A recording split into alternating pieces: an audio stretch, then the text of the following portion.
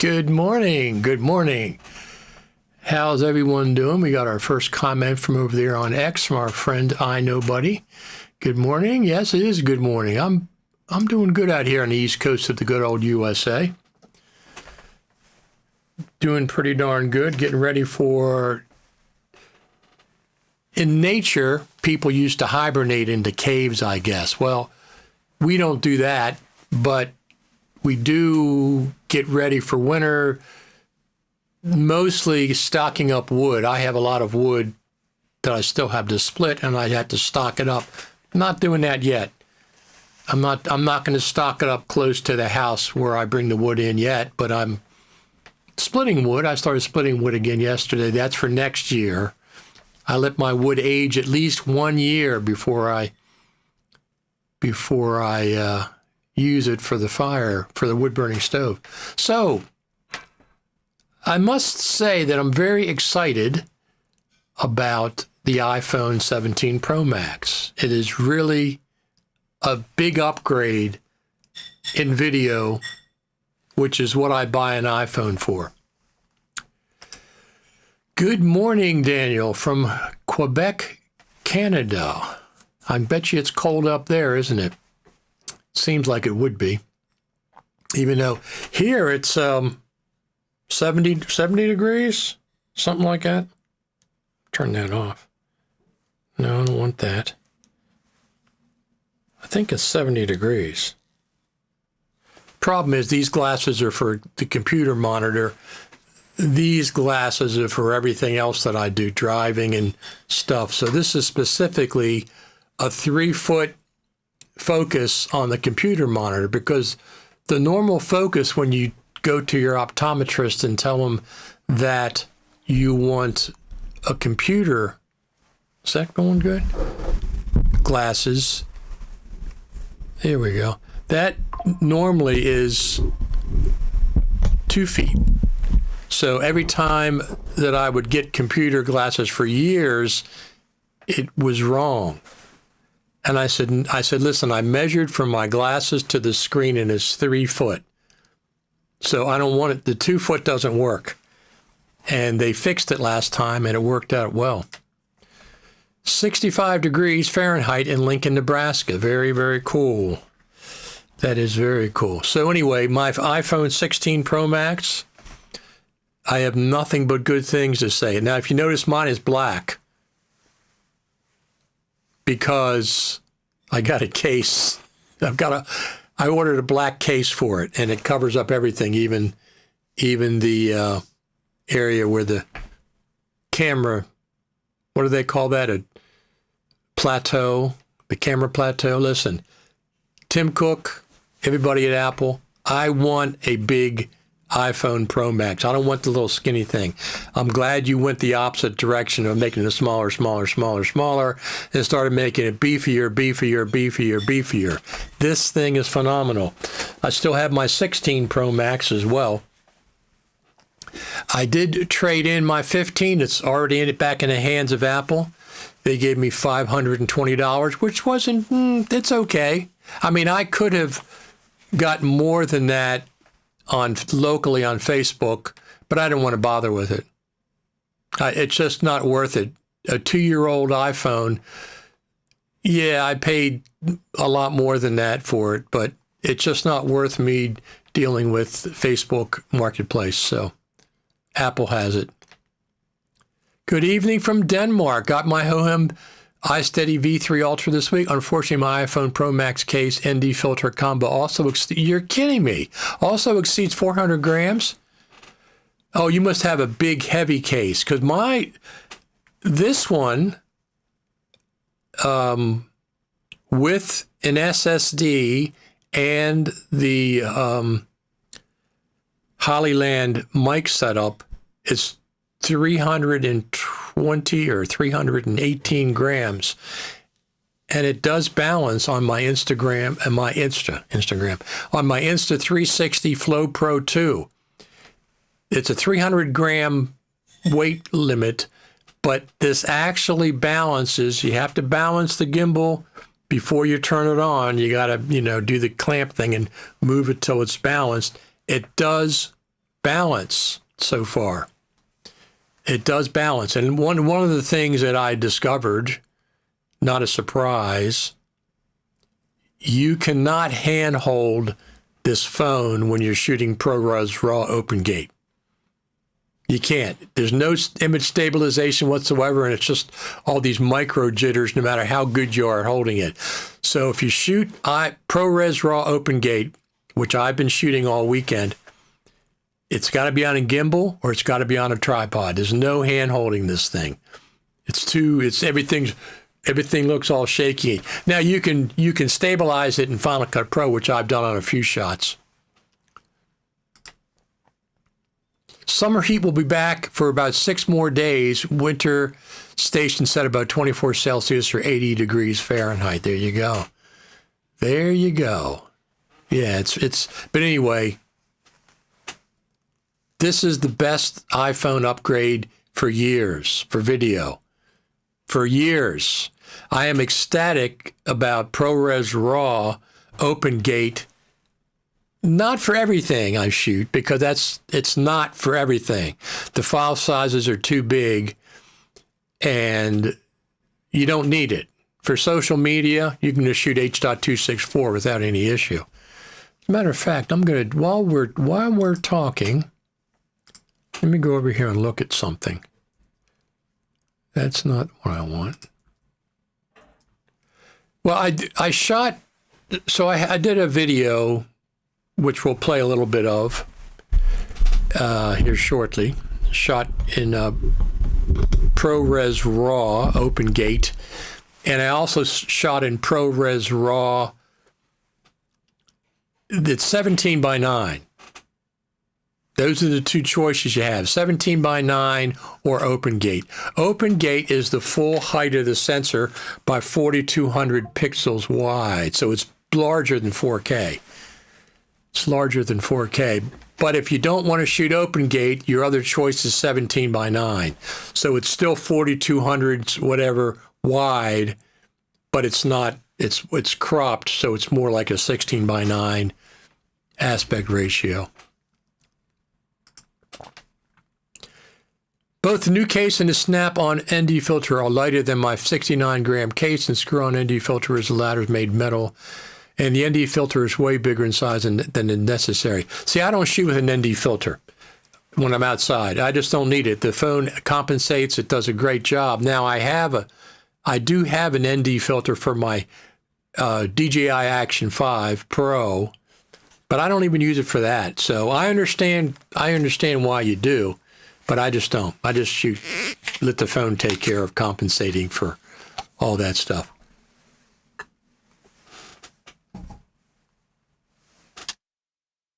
The only thing I have to worry about is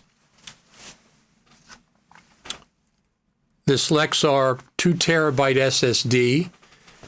I have 2 of these. Now, just by coincidence, I have one that I've been using for about a year. This one I just bought, and I got it for a really good price. Let me go over here to the Facebook page a second, because I bookmarked that, didn't I? I know I did. I think I did.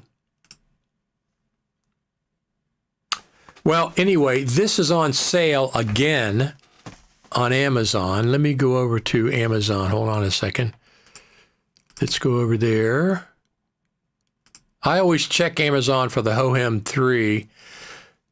Hohem iSteady V3 Ultra Gimbal Stabilizer. It says 400 grams. So my setup is 320 grams, plus or minus. That is with the case. Without the case, I'm under 300. So with the, I got a thin, kind of thin case, but the one that I got a bunch of cases I tried, I didn't like them. One of the things I wanted was protection in this area, in the plateau. I wanted protection here from the case. Some of them are just open there, so you didn't have protection. And then, of course, it's got to have a lip this way. It's got to have a lip around here. It's got to have corner protection, but I didn't want big and bulky case because I got to try to balance it. Without the case, I'm under 300. With the Lexar 2 terabyte USB-C dock and the 2 terabyte, I mean, not the Lexar dock, 2 terabyte SSD, and my fantastic Hollyland Lark M2 Max with this tiny little receiver. It's a little tricky getting it out, but I got it out. Tiny little receiver. Look at this thing. It's tiny. It doesn't have hardly any weight to it. It almost floats in the air.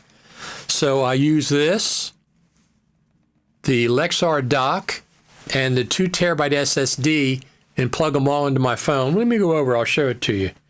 Do I have the other thing? 1 second. I'll be right back.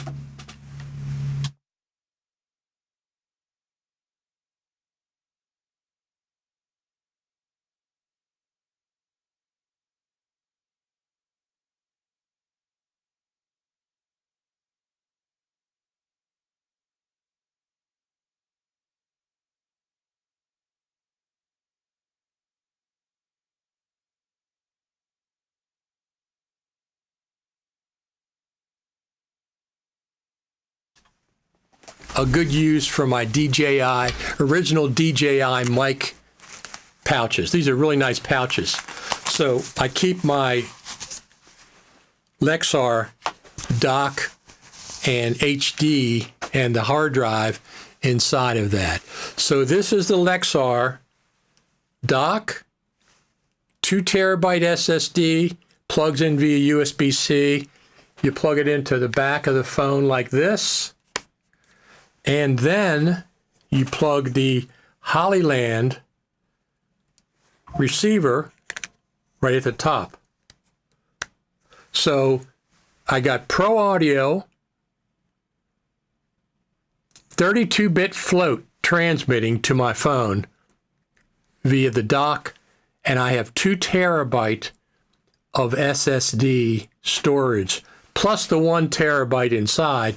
I only use this for ProRes RAW. I don't need it for anything else unless I'm going to be 4 or 5 hours recording. This balances on my gimbal. You have to offset it because obviously it's heavier on this side, so the clamp's got to be more this way than it is the other way. And if you balance it before you turn the gimbal on, it's so far it stays balanced. This is 320 grams, I think, total with the case. Without the case, it's less than 300. So without the case, it's not an issue. As a matter of fact, I got a picture here. Let me pull this up. What do I have? Here we go. This is my setup with the gimbal. So far, it's working fine. With the 32-bit float audio being recorded into a 2 terabyte SSD. So far, as long as you have to definitely balance it. You can't just throw it on there and just go. You have to balance it. I got it balanced. I put little marks on my case so I can get approximately where it has to be each time. But so far, this is working really, really well. Now, I would like to see Insta360 come out with a 400 gram or more, or 425 gram gimbal, and I would buy that one as long as the other features are about the same. But this is working so far. This is working. I shot with it down on Main Street. So, just to let you know, I'm very pleased with it so far. I'm pleasantly pleased that it's working. So here we have a question. What do you think of the new DJI Nano? I love the form factor. However, I think DJI has made 2 mistakes in their last 2 products. The DJI Mic 3, the big mistake is it doesn't have a lapel mic input. I wouldn't buy it just for that reason alone. There's a couple of other reasons that I don't like it, the DJI Mic 3. I think they really, it's not for me. If you have it, that's completely fine. I want a lapel mic input, okay? That's one of the main reasons. There's other reasons as well that I don't particularly like it, the DJI Mic 3. Same thing with the Nano. I love the form factor of that little teeny camera. I love that, but one of the reviewers said you can't get your video off of that little camera without being plugged into the dock. And then you plug into the dock and you transfer it to the SD card. So that's an extra step there. He said it took 20 some minutes to transfer. So if you're out in the field and you fill up your camera and you have to empty your camera, the little camera, the Nano, you got a 24-minute break or 23-minute break to download it to the SD card. That's a killer thing for me. Or I guess you can use the app and transfer it, but I don't think that's any faster, as far as I know. As far as I know. But I love the form factor. I love the smaller. I mean, that's exactly why I got the, when I switched from DJI Mic 1 and 2 that I had to the Hollyland because of the form factor. I like this a lot better than the squares or the buttons or the circles. And this will take a lapel mic. You got a module you plug in the bottom and then the lapel mic's there, but you don't have to have the lapel mic wait all the time with it. Let me just check and make sure something's working down here. But I'm looking for a new gimbal that has a 400, yeah, it's working fine, check. 400 gram payload. That's what I'm really looking for. So I'll get the Hohem if the Insta doesn't come out with one, but I got a feeling the Insta's coming out with one. So I'm not loyal to the brand. I'm loyal to products. So I was with Rode for version 1 and version 2. I didn't go with the 3 Pro. I switched to DJI Mic 1, smaller transmitter, other features I liked a lot better. I stayed with the DJI Mic 1 and 2. Before the 3 came out, I was hearing rumors about it, not having a lapel and some other things. And I said, I'm just going to get the Hollyland. I love the Hollyland. It's phenomenal. So now I switched from Rode to DJI to the Hollyland. Now, I still have the DJI Action Cam 5, and I love it. So I'm not completely DJI free, but anyway.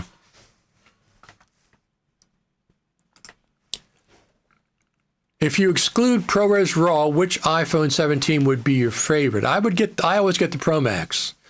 I got the 14 Pro Max, the 15 Pro Max, the 16 Pro Max, and now the 17 Pro Max. And I always get the dark color. I got the blue this time because I didn't like the light color. Leaves, starting to get some leaves falling. Yes, I had to do some leaves as well already. I'm only using ND filters when I'm doing planned recording as I shoot 24 frames for the best possible light gathering. The ND filter is used to control the light. No, I know what the ND filter is used for, and I have one for an older iPhone case, and I have one for the DJI, but I just don't bring it with me. I just let the phone take care of adjusting things. By the way, I switched from 30 frames per second back to 24 frames per second for everything that I'm recording. Both my phones are 24. This is still 30, but both my phones are 24. And the reason is because the ProRes RAW file sizes are so large, I figure why not just reclaim those 6 from 30 to 24, 6 frames per second for lower file sizes. So I switched to 24. I'm going to leave them at 24. When using the camera app, no ND filter is needed, as you mentioned yourself. Yeah, I know the specifications for the ND filter. I know why people use it. I understand. I just don't. I never bring it with me, so I just end up shooting. So I've been shooting with the Final Cut Camera version 2, which automatically recognizes when an SSD is plugged in. You don't got to go through menus and settings like you do with Blackmagic camera. It automatically switches to the SSD if it's plugged in. It's got to be formatted in exFAT. That's one of the other things. And it's got to be fast enough. So depending on how you're doing it, the Lexar is automatically phenomenal. The Lexar is tiny, doesn't weigh hardly anything, automatically recognized by Final Cut Camera 2.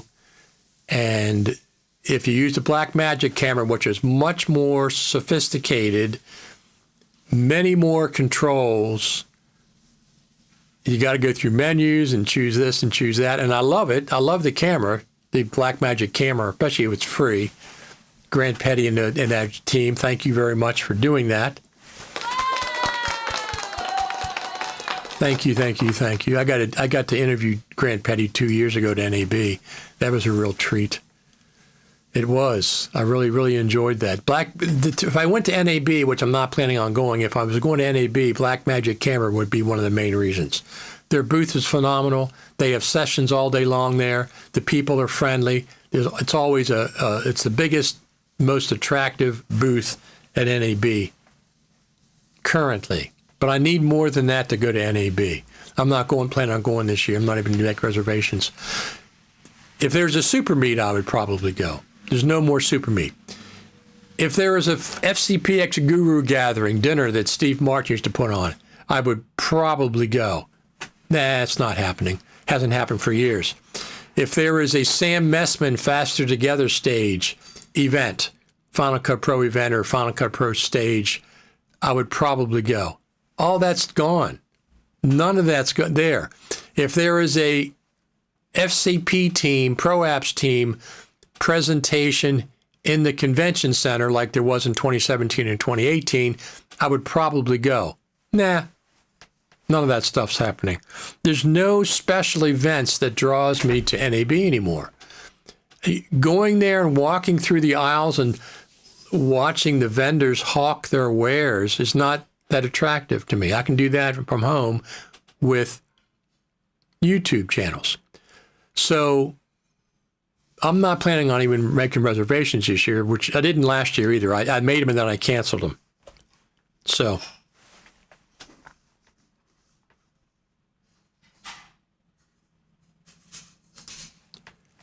have you seen the overheating test done by Who is Matt, where his Sony camera overheated before his iPhone 16 Pro Max and 17 Pro Max when recording ProRes RAW on 24 frames of screen on the 16 dimmed?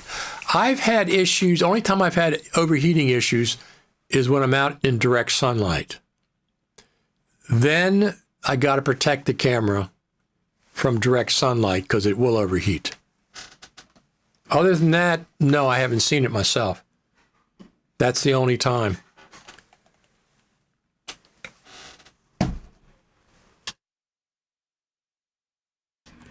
So the leaves are, except for the red maple, the leaves are still green here. Except for the red maple, but they are, if you notice there's little specks on the ground, they are starting to fall. I'm in good shape this year. I got a brand new zero-turn lawnmower. I got a Cub Cadet 50-inch deck, zero-turn, 23 horsepower. Is it a Suzuki motor? I can't remember. 50-inch deck on it. It zips around like crazy. It's powerful. It's fast. And Home Depot had it on sale from $37.50 to $29.99 during Labor Day, $750 off. So I just jumped at it and bought it. And I have two zero turns now. My old one from 2013 and this brand new one.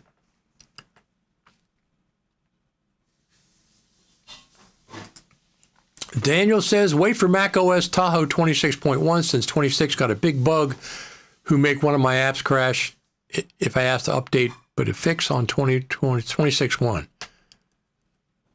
Yeah, I don't use Tahoe. I have it loaded up as a volume on my Mac Mini Pro. I have a 2 terabyte Mac Mini Pro SSD, and you make a volume, a new volume on there, which is a virtual volume, and you have to download Tahoe. You can't just do the regular update. It'll overwrite your system. I almost made that mistake. You have to go to a download link, download the installer, launch it, and then when you launch it, you can choose which disk, which volume you want to install to. So I did a virtual volume named Tahoe on my Mac Mini Pro SSD. It's called Tahoe 26. And I loaded it on there, and it left my, of course, Sequoia volume intact. So the good thing about volumes, this is not a physical partition. This is a virtual volume. You don't have to put any size in. It expands and contracts as necessary. And you don't have to disrupt your existing working volume. So I didn't want to mess with that.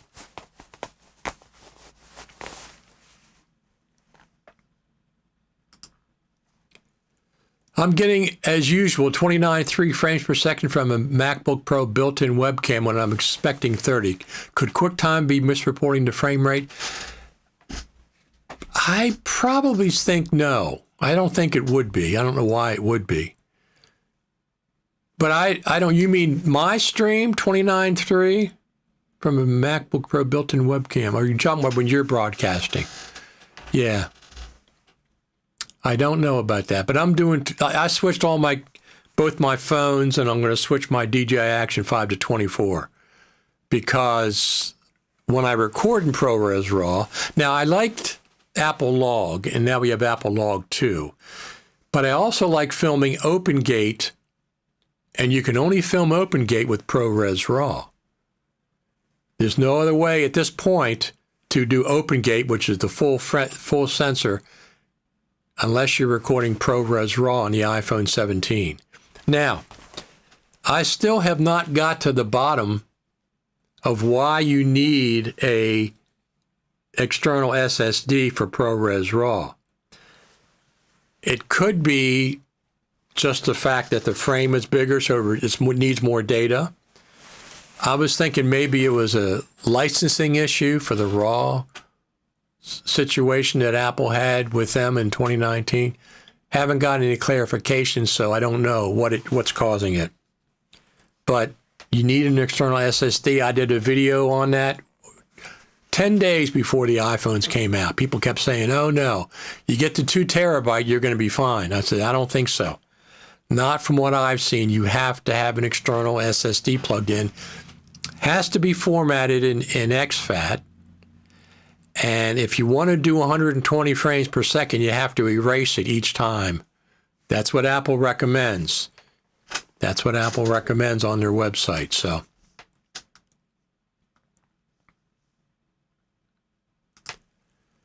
my talent records with his MacBook Pro his segments of the show using QuickTime Player to record, and he gets 1080p 29.3 sometimes. I don't know. I don't know what the deal is there. I know the phones have variable VBR or VBR, variable VDR, whatever the heck it is. It's variable, and it fluctuates. You can set that in the Blackmagic camera app. You can set it to not do that and just do standard straight ahead 24 frames per second. You got to go into camera and then something to do with control and choose the camera as the controlling factor. And then you don't have that issue from what I understand. But yeah.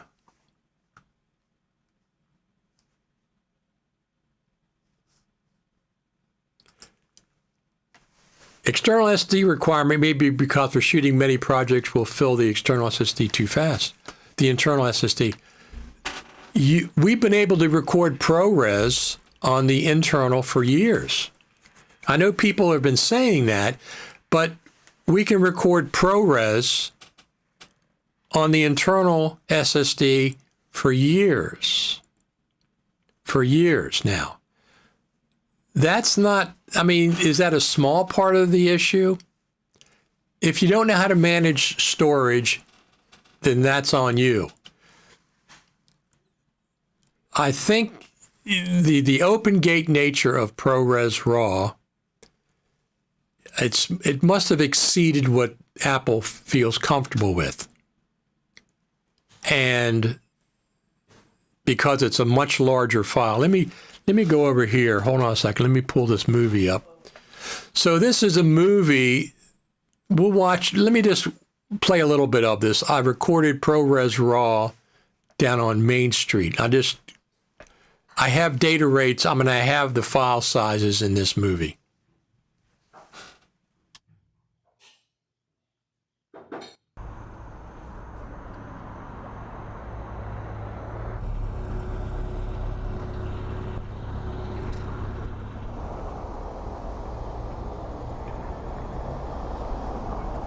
All right, here we are, Main Street, USA, Sykesville, Maryland. I'm trying out my brand new iPhone 17 Pro Max today, and we're shooting in ProRes RAW, open gate, for the most part.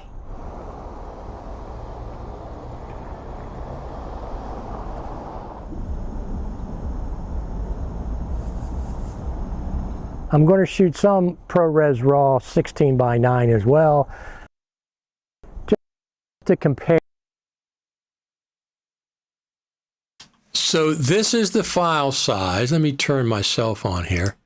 This is the file size for OpenGate, 4224 by 324. So it's a much bigger file. And so the data rate is higher than normal ProRes if you record OpenGate. But here's the problem. Here's the problem with that scenario. I've heard that argument over and over and over again. I've even gone back and forth, not the speed, the data rate and file size that go with it. It's the speed of the data that transfers to your SSD. That's got to be one of the factors. Here's the problem with that scenario. My Lexar 2 terabyte SSD has a speed of about, the data rate of about 1,000 megabytes per second.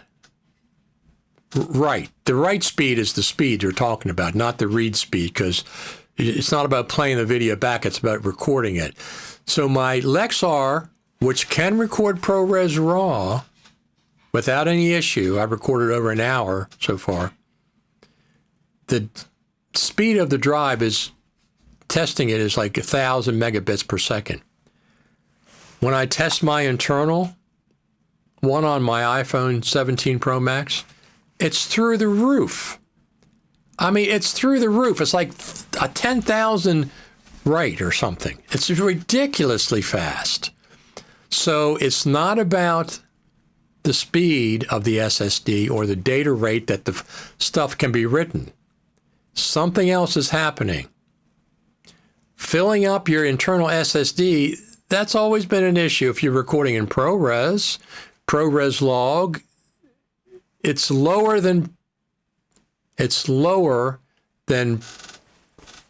ProRes RAW is lower than ProRes RAW. I mean, it's higher than ProRes log or just regular ProRes.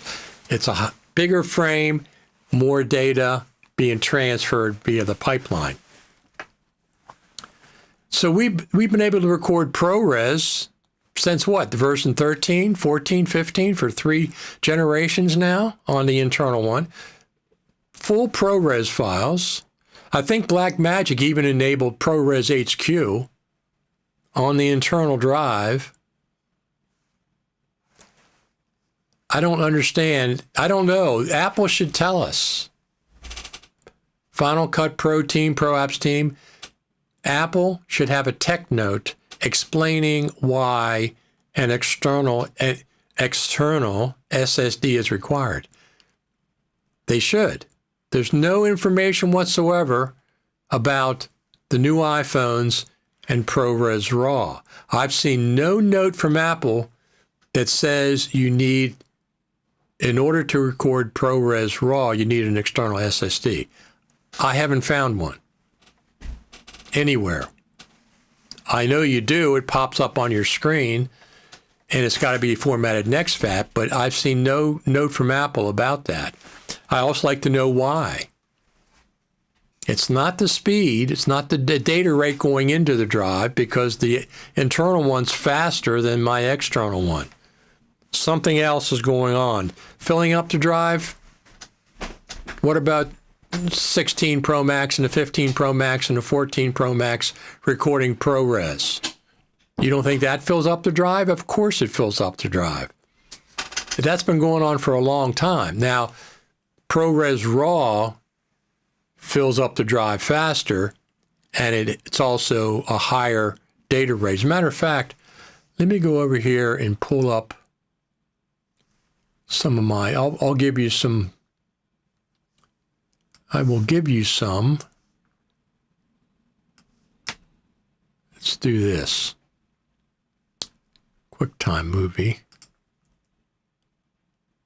Is that? No, that's not it. Let's try this one. All right, let's try this one. I'm going to see what the data rate of OpenGate is. Let me pull it over here. So let's go down here. I'll pull it down so you can see it as well.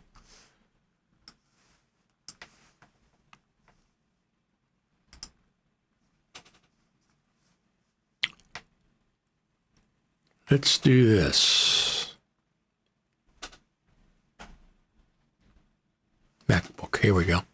So this is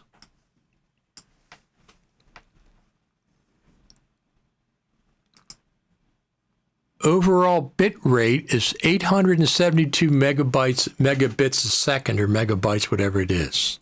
872 a second for OpenGate. Once again, this is recording at 42 frames per second.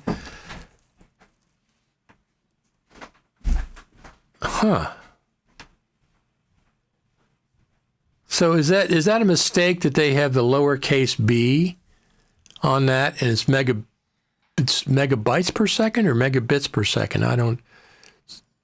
So 872 megabits per second would be like 100 megabytes per second, unless that's just an problem. Let me see if we have something here. So file format is RAW.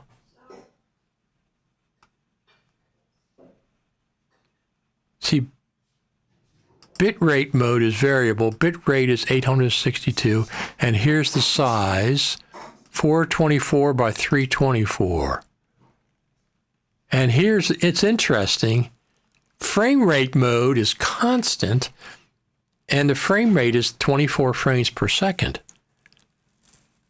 So that's interesting. Let me find one of the other files that I have that are not, hold on one second, that are not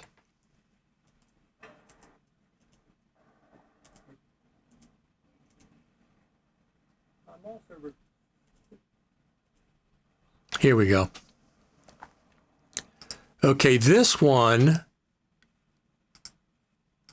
is not, let's go over here. Let's see what this data rate is.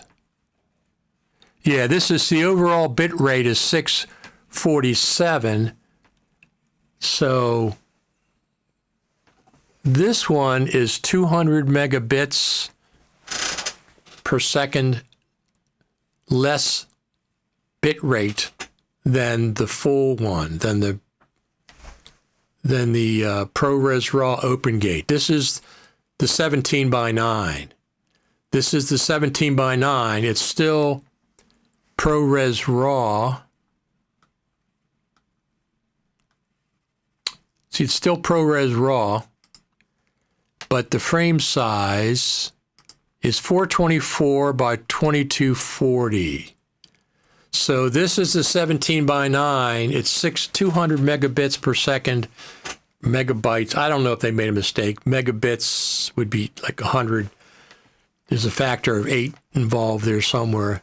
So it's the 17 by 9 is smaller, requires less data. I'm just adjusting myself in my chair here. Have you tried ProRes RAW OpenGate iPhone versus ProRes RAW OpenGate on another typical ProRes RAW? No, I don't have any other camera that can record ProRes RAW. There's no other camera I have that can record ProRes RAW. So,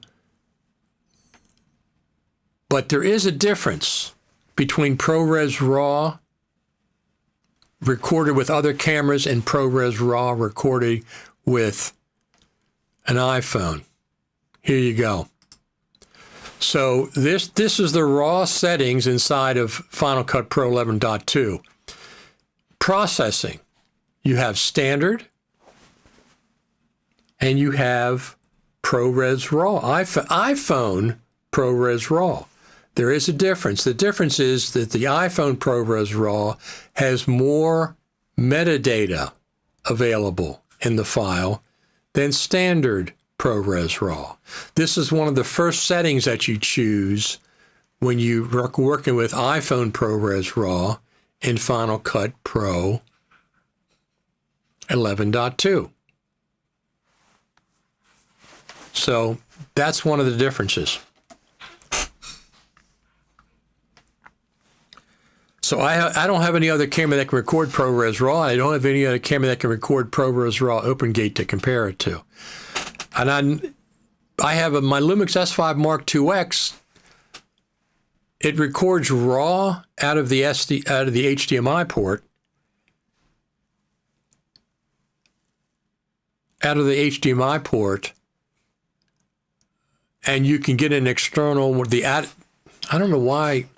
And you can get an external Atomos recorder to record either ProRes RAW or Blackmagic RAW, but it does not record RAW internally in the camera. Now, the camera does record OpenGate. The Lumix S5 Mark IIX does record the full frame, but it's 6,000, it's 6K wide, not 4,200 wide. But it does not record, I think it records ProRes internally, but does not record ProRes RAW internally. You have to get an external, RAW goes out the HDMI port, but you need a recorder for it. So I never got involved with that. I wasn't that excited about ProRes RAW until this camera. I wasn't that excited about it. I liked log so far.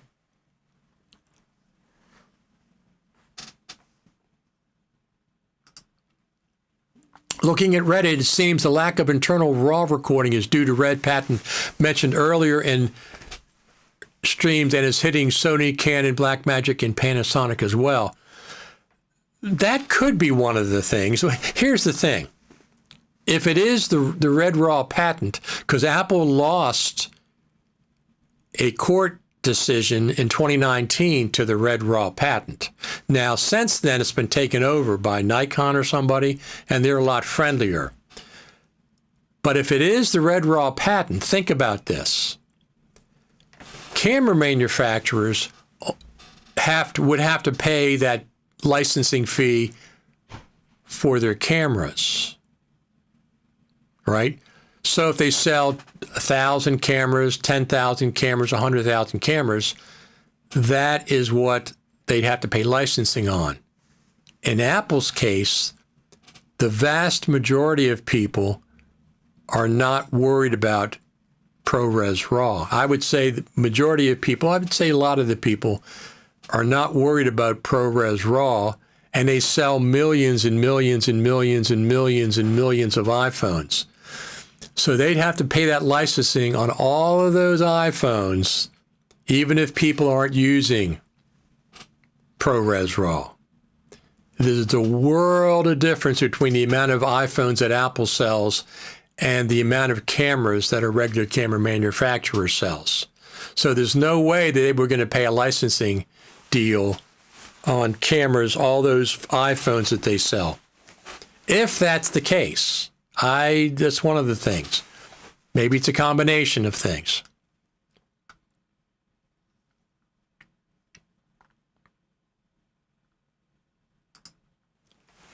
Part of me thinks Apple is waiting after the product hits the market and feedback starts coming in before they update the support documents.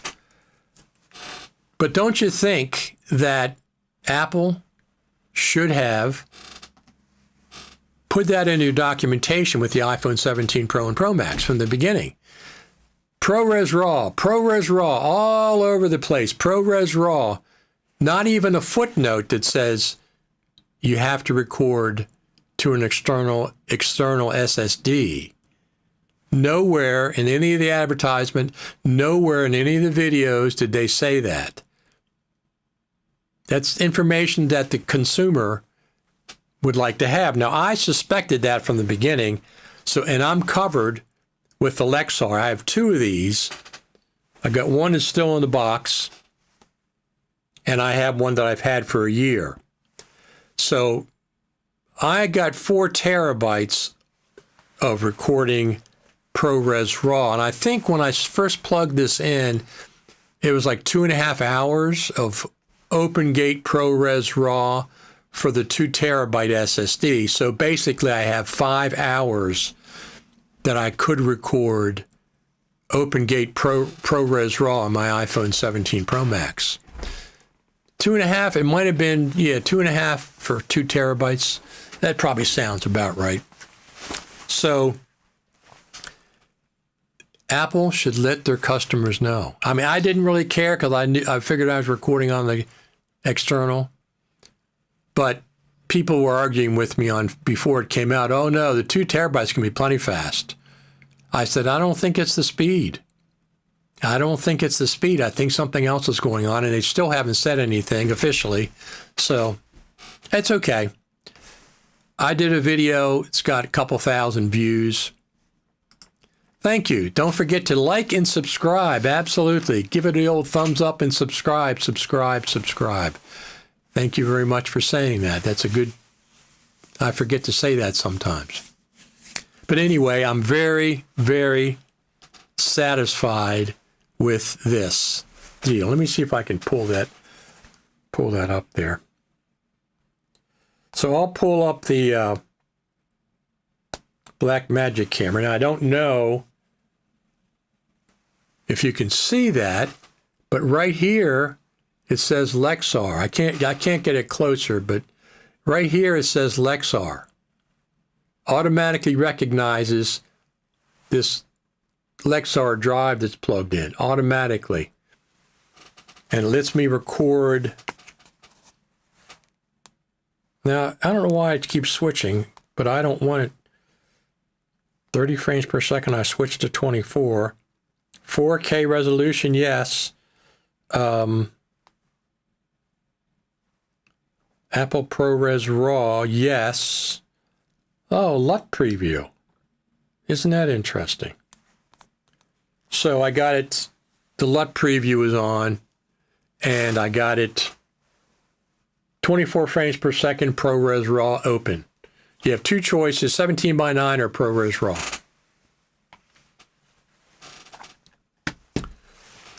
How long does it take to back up your 2 terabyte SSD to your NLE? Not too bad. Not too bad, because I can plug this SSD directly in to my Mac Mini Pro, and then I always transfer the files. I never edit off it. Well, no, if it's not important, I might edit off of this SSD. If I'm in a hurry and it's important, I might edit off of it.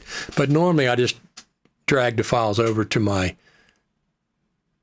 one of my other hard drives, and then I edit. So anyway, I'm very pleased with this phone. I've always been pleased with the phones, I'll be honest with you. This year is exceptionally good. ProRes RAW, when you need it, you don't need it for everything. And once I get used to working with it, I'm going to not use it that much. For example, when I go filming events, I'm not going to use ProRes RAW for the most part. Right now, it's a new, format that I want to try it out, and it's working really, really well. Really well.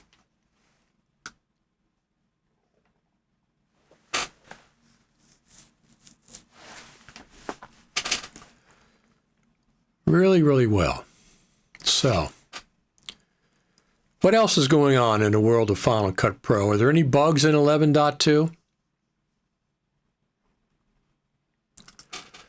You upgrade almost every year. What do you usually do with your old phones, Macs, or other Apple devices? My Android phone is already 5 years old. So, in the past, when I was upgrading, I would upgrade every year to a new phone, sell the previous year phone.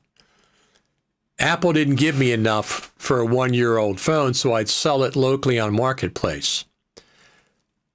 My iPhone 15 Pro is 2 years old, and I want to have two phones.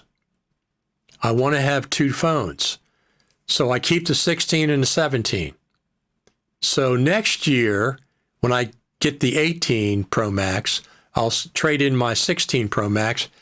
Apple does it very easy. They make it easy to do. I don't have to deal with Facebook Marketplace or anything else. They make it very easy, so I'm going to go every other year. Other Apple devices, I sell on Marketplace. Like I had the 2019 Mac Pro, that big tower, the Intel one, and I love that machine. It was fantastic for the time, and I sold that locally on Marketplace. My MacBook, anything older that I was probably selling on Marketplace. I really like my Mac Mini Pro. I really like it. I'm not planning on getting a new one this year. So sometimes I trade it in with Apple with a new purchase. Sometimes I sell it locally. My 2021 MacBook Pro Max, I'm just keeping. That's going to be my laptop for when I travel, for when I go to the Creative Summit. If I ever return to NAB, that's the one that I'll take with me because I broadcast from my hotel room with Ecamm Live, and I need that.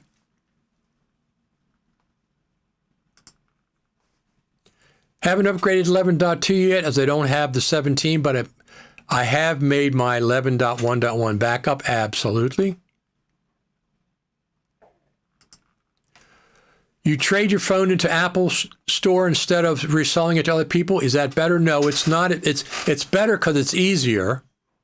It's better because it's easier, but you could get probably $100 or $150 more if you sold it.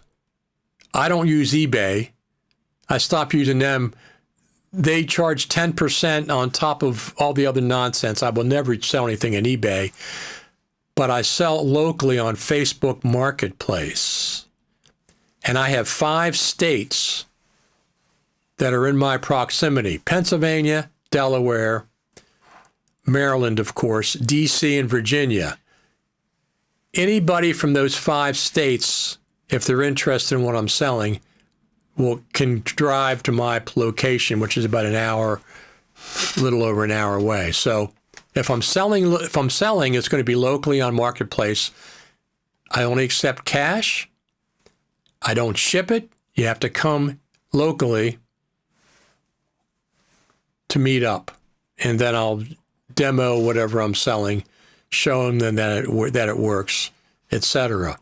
But the iPhone, I got $520 for my iPhone 15 Pro Max. It's 2 years old. That's okay. If it was $400, no, I wouldn't have done it. $520. So they make it easy. They make it very, very easy to do. You just click it.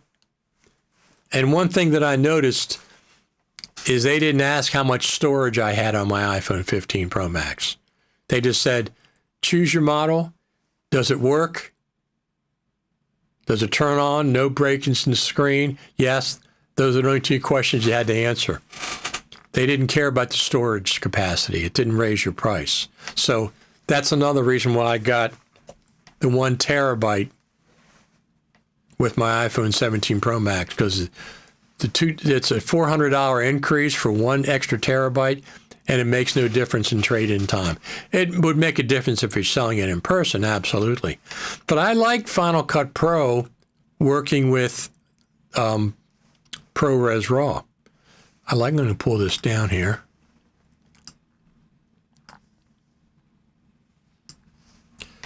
So I like it. Let me just do this.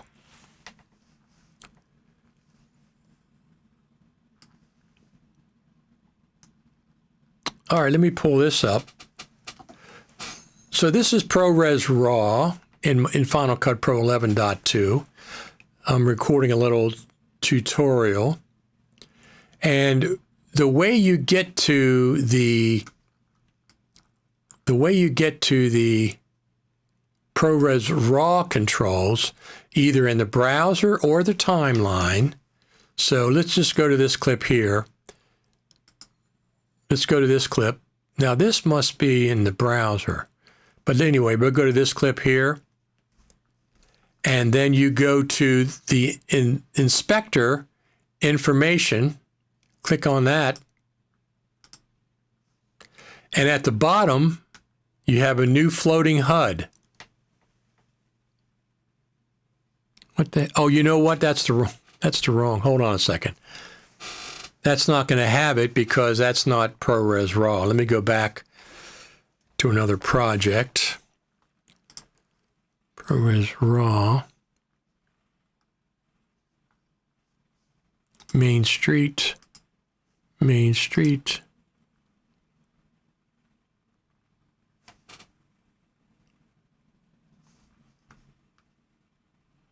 Here it is. Huh.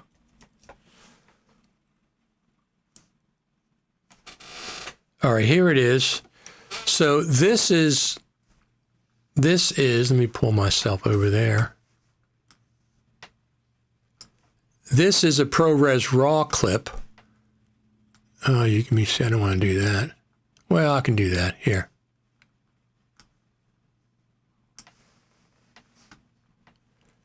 And frame size, there's the frame size. You can see the frame size, 4224 and 3024, 24 frames per second. You go to the bottom of that.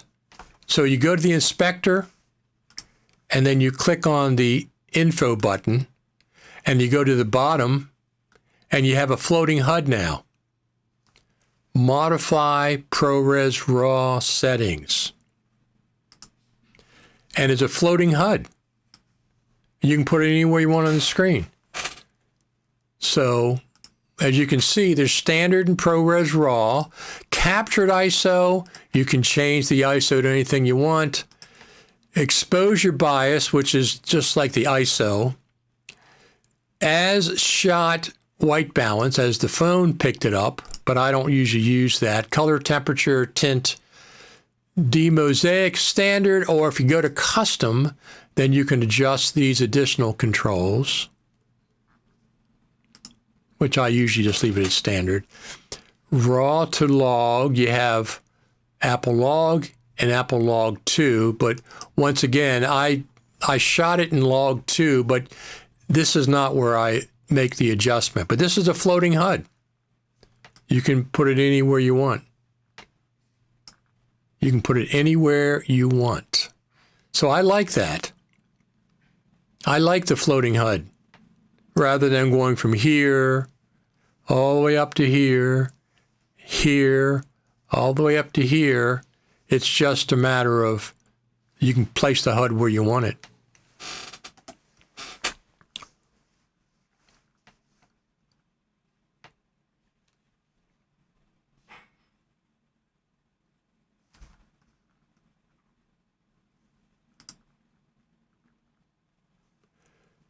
So you have to be careful when selling a device. Some people run off with it. It's safer to meet in a public place. I don't give people my address when I sell stuff. No, there's a school that's close to where I live, and I meet them in the parking lot at the school. So no, I'm very cautious about that. I meet them at the I meet them at the parking lot of the school, and if everything looks okay, I'll let them come back to the house, but I don't put my address in anything marketplace or anything. I'm probably going with Android phone since it has ProRes World's first 4K cinematic portrait video. It doesn't shoot ProRes RAW. Your Android phone does not shoot ProRes RAW. And my phone can shoot 4K up to 120 frames per second in ProRes with an external SSD. So I'm not sure what you're talking about, the world's first 4K 60 frames per second cinematic portrait video. I'm not sure what you mean there, but I can shoot 120 frames per second in 4K with an external SSD, I believe, with my iPhone.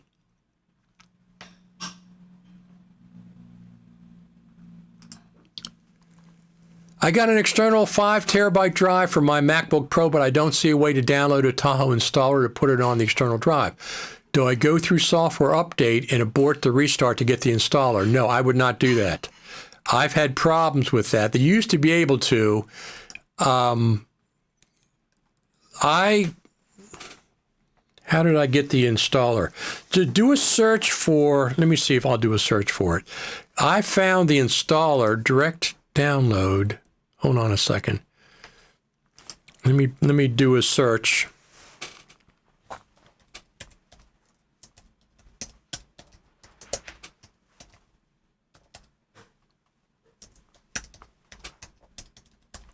Let me do a search.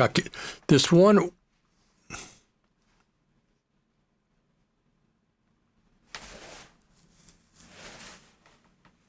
There's one place that had it listed. You could do it with terminal, but no, there's one of the Mac websites had a direct. Wait, let me think a second here. How did I get it? How did I get it? It is available because that's what I did. There's one of the Mac websites that has information about. Let me see if I can.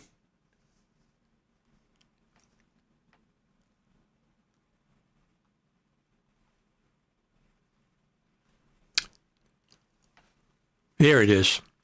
Here it is. Mr. Macintosh. Mr. Macintosh. So go here, and you can get the direct download link.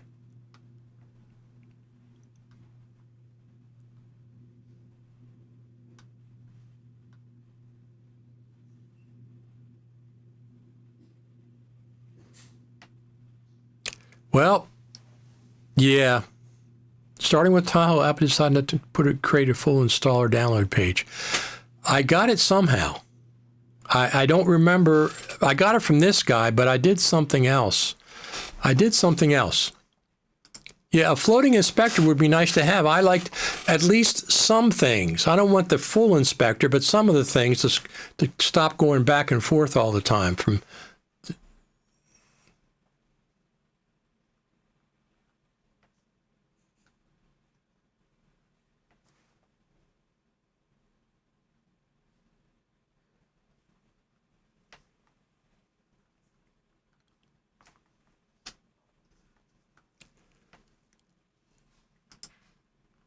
There are places like Refurbished and Backmarked in the EU, tons of others, which buy used devices for a better price than Apple gives, depending on the battery level and general wear.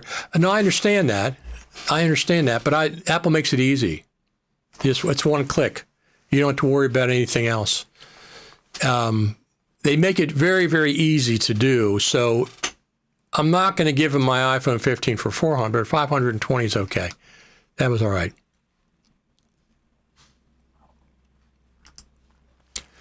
You give important tips shooting ProRes RAW, OpenGate, need gimbal or tripod with stabilization. It's absolutely correct. OpenGate has no stabilization and everything. It's all micro jitters. You can't handhold. The gimbal is fine, or a tripod if you're shooting OpenGate, ProRes RAW, OpenGate. It shoots in ProRes RAW like the iPhone. I don't think so. I don't think any Android device shoots ProRes RAW. ProRes, perhaps, not ProRes RAW. I don't think so. Show me a link to that. I think this is the only phone that shoots ProRes RAW. ProRes, but not ProRes RAW. As far as I know, this iPhone 17 Pro is the only one that shoots ProRes RAW. As far as I know. I could be wrong.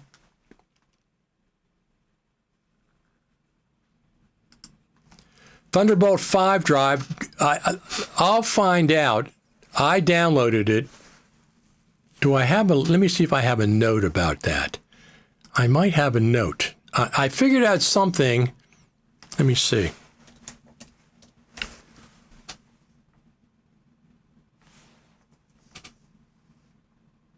I figured out something because I did it. Huh.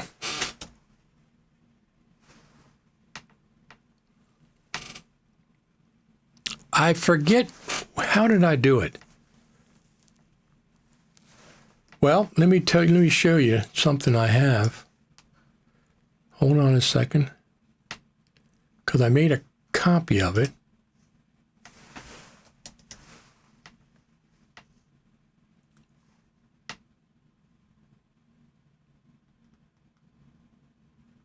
Mm-hmm.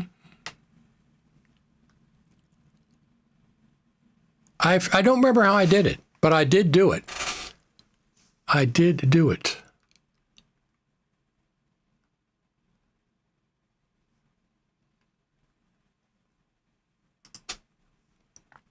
I looked at ways to install Mac OS on an external SSD, but the YouTube video is 30 minutes or longer, so I'm keeping my MacBook Pro. I did it, so there absolutely is a way to do it. I have to look and see how I did it, because I don't remember. I did something. You upgraded your Mac to Tahoe already? Absolutely not. Absolutely not. There's no way. Usually I wait 6 months or up to a year. I made a volume. I have a 2 terabyte SSD on my Mac Mini Pro. I'm on Sequoia 15.7. I created a virtual volume on the SSD. I named it Tahoe 26. I found the full installer somewhere, I don't remember where, downloaded it, launched it. When you launch the full installer, it asks you where you want to install Tahoe. If you do it from software update, it just overwrites everything. So, and I installed Tahoe on a separate volume, but I don't use it that much yet. So I can dual boot into Tahoe or Sequoia 15.7. 15.7 is running fine. This one I'm on right now. Everything's running fine on it. Sequoia, I'll take my time and keep putting my apps over there and stuff and plugins and try it every once in a while to see if it's working. But I don't anticipate going to Tahoe full time yet. So,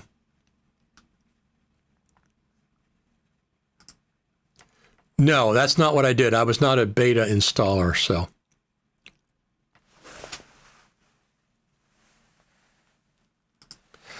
Yeah, I have the Tahoe 26 and 26.1 full installer, but I can't remember where I got them. But a full installer is needed for some new install for sure. Yes, I made the mistake of using software update, and I had to unplug my Mac Mini when I saw it was just going to overwrite everything. Crazy. I saw that. Sebastian says for the Final Cut Friday Night Baseball broadcast of 2025, Apple plans to use 4 iPhone 17 Pro cameras to stream the game on Apple TV. They're using that new Blackmagic iPhone 17 dock, which looks fantastic. It's only $300 if you need that. HDMI out and a bunch of other stuff. You know what? Why didn't I...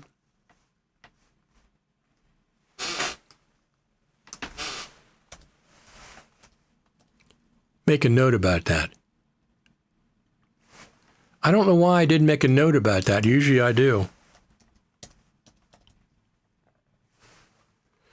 Let me see.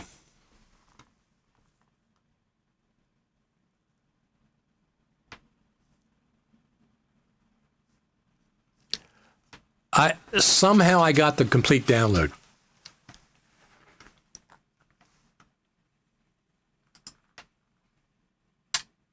No RAW, though, which would be very funny. Yes, it is the only phone which can do it. Yeah, I'm pretty sure that's the case. That the iPhone 17 Pro is the only phone that can record ProRes RAW, not ProRes, ProRes RAW. Any device that encodes to ProRes and ProRes RAW has to be licensed by Apple. They have to you get a license from Apple. So if it's not an approved, if it's a hack of some sort, that's not what I'm talking about. I'm talking about licensed from Apple.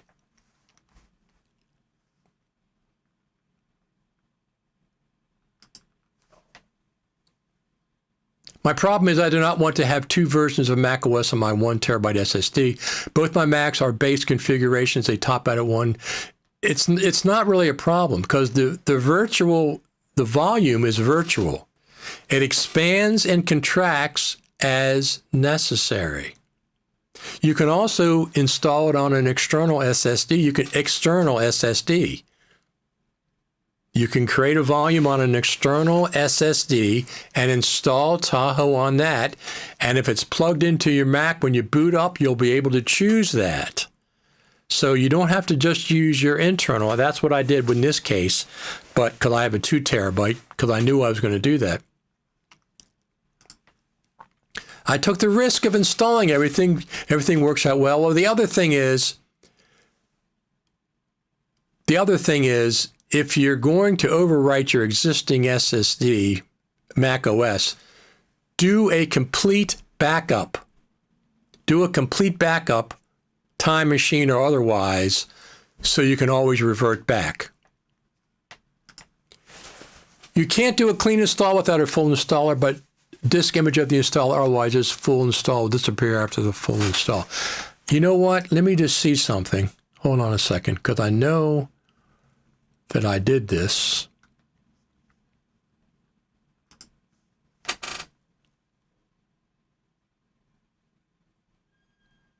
I don't know how.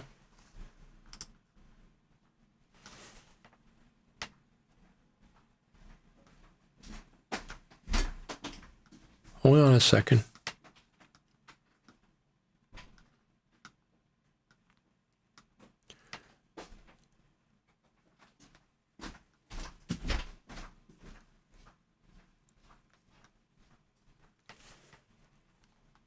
Let me just look. Let me see if I can find it this way. I'll figure it out.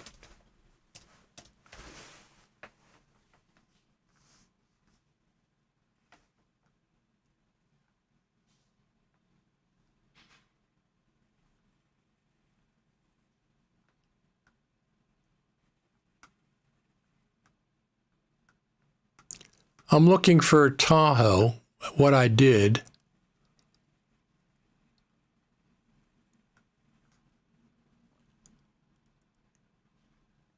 Can't find it.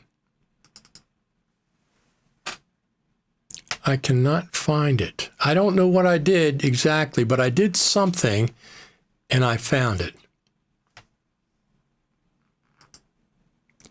Is it on Mr. Mac website, this download public full installer? That's what I thought I had up, but they said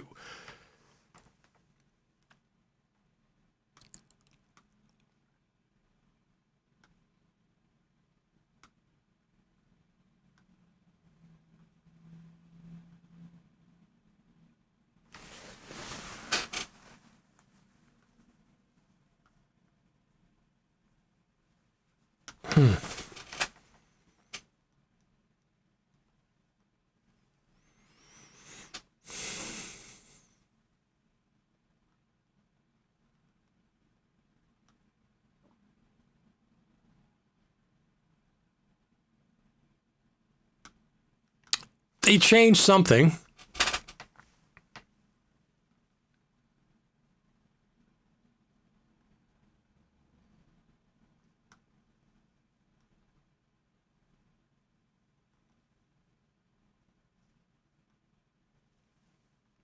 Let me see. Tahoe public and beta installers here.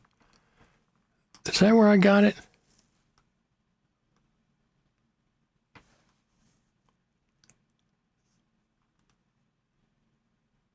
Oh, yeah, there it is. Yeah, you're absolutely correct. Hold on a second. So go to here. Go to here. Tahoe, Mac OS Tahoe public full installer. It's right there. Right there. This is how I got it. So MrMacintosh.com. There it is right there. Public full installer. I don't know how he got it, but he did. So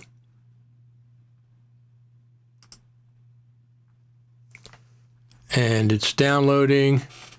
It's just called an Install Assistant, 15 point something gigabytes. And then you will be able to install it. I'm not sure this guy, Mr. Macintosh, that's where I got it from.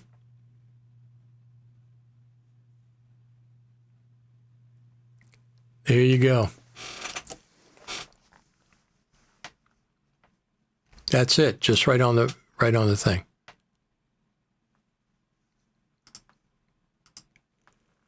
Sorry, Rich, ProRes RAW is an Apple thing, but this Android would have those own versions, while not ProRes RAW, the other high-resolution video recording, different stabilization. Yeah, right, but I want ProRes RAW. I want ProRes RAW. It's fantastic. This is what I'm saying. I'm not worried about... Listen, I'm not an Android person. I'm not a Windows person. I don't want to be involved with any of that stuff. All of the viruses and stuff and all the weirdness going on, no. I'm strictly an Apple person when it comes to that stuff. I want ProRes RAW. Period. Android, I didn't think they could do it, and no, they can't do it unless there's a hack of some sort. Sebastian says you get full installers via recovery rest or as a developer. Could it be that Final Cut Pro isn't evolving as much due to Apple's partnership with Blackmagic? No, Apple and Blackmagic are... Blackmagic company is all about video production and video. Video is this big to Apple. iPhones, iPads, Macintoshes, services. Final Cut Pro is this big to Apple. So Apple is not a video company like Blackmagic is. No, I don't think so. I think it's just the way it's going to have to be, for at least for the time being. Put feedback in and let the Final Cut Pro team, they know, because we talk about it all the time. They said, yes, we hear you. We hear everybody complaining about our update speed, but we know Final Cut Pro the best, what it's capable of, what we're comfortable with, and that's pretty much, it's not that they're ignoring us, it's just that they're going to continue to update it on their schedule.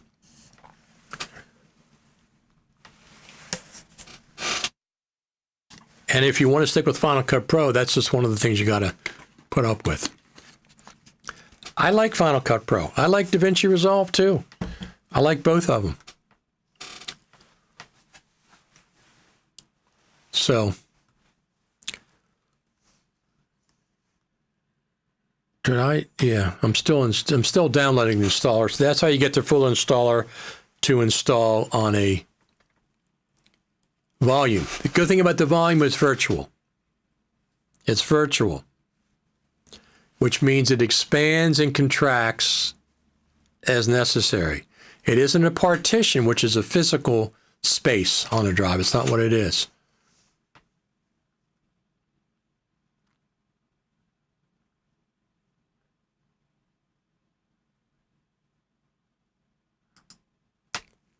Do you have Pro Max? I admit, still have the door open, forfeiting new iPhone 17 Pro Max. Their OS is unmatched. I like everything about Apple. Over the years, when I was a post supervisor at the National Archives, I had to use Windows for something, government things, but never have I edited on Windows. Well, I did back in the late 90s when I was going to a community college to learn video editing. It was Premiere Pro was on Windows, but no, I've always been Macintosh, and it's nothing to do with anything other than I don't want to deal with the OSs, the Windows or Android. Don't want to deal with them.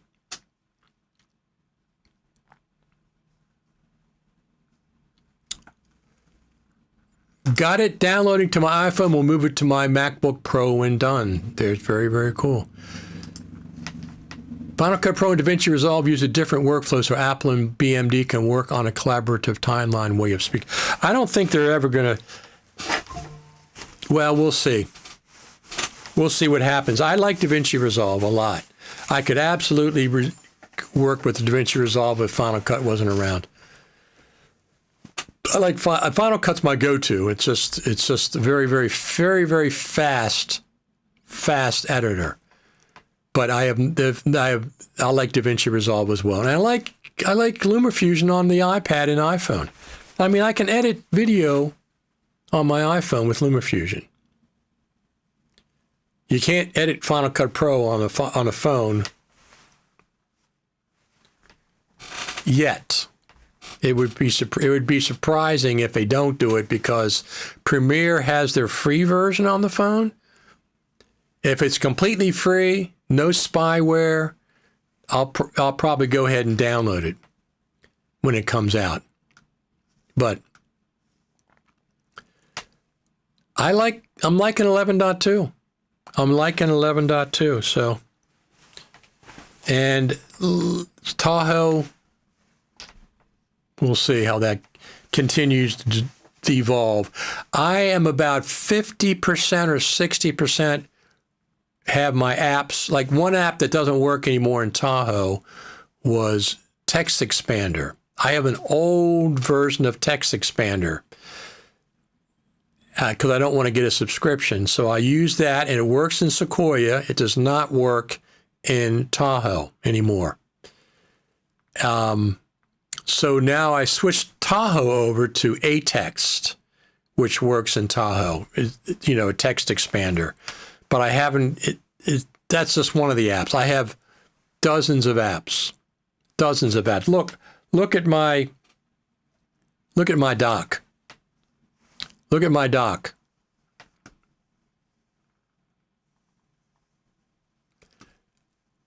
Most of these I got to get over working in Tahoe. So it's a lot of things that have to work for me to be comfortable with it. There's things that CD Neo Finder. I absolutely need Neo Finder. I haven't updated it yet. So I got to get that database over there and make sure it's working properly. But I'll always keep my Sequoia volume. I'll always keep that. My MacBook Pro has 3 separate Mac OSs on 3 separate volumes. That's a 4 terabyte SSD. That's a 4 terabyte. But it has 3 Mac OSs, not including Tahoe, on my MacBook Pro. I can boot into any one of those 3. Right now, I don't even know what I'm on down there. So.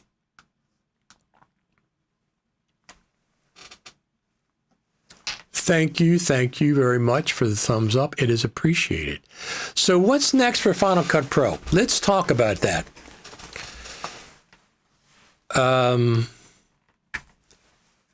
I think we won't see a big update until the Final Cut Pro Creative Summit in the spring, but I could be wrong. Pleasantly surprised.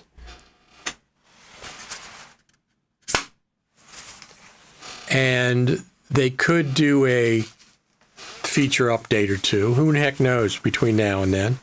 I don't know. We'll have to wait and see. But in the spring, now the spring arrives technically March the 20th. March the 20th is the first day of spring. And I know that because that's my birthday. So I know specifically when the first day of spring is. It's the vernal equinox. Yeah, vernal equinox, equal day, equal night. It arrives March the 20th. So the first day of spring is March the 20th, which means if we're going by technically, that means it'll be after March the 20th. If they said it's going to be in the spring, that would be after March the 20th until June the 20th. It won't be in June because of WWDC. It won't be in April because of NAB. It could be at the end of April, sometime in May. End of April, sometime in May is my best guess. Unless they didn't mean literally spring. Unless they didn't mean literally spring. If they just meant spring, mean after the first of the year, then it could be February. Unless the groundhog says otherwise, right? Puxatawny Phil in Pennsylvania.